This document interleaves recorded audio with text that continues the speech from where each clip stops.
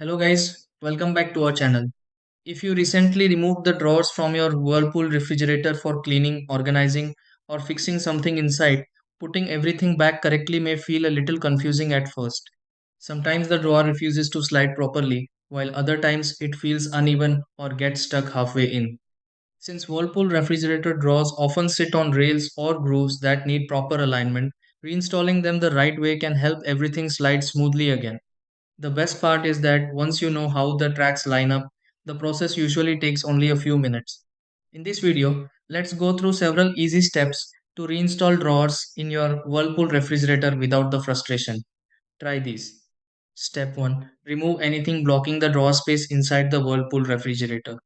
Step 2. Check the rails inside the Whirlpool refrigerator for proper alignment.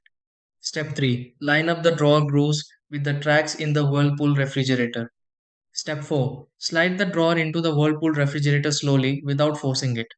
Step 5. Test movement in the Whirlpool refrigerator drawer to confirm smooth sliding.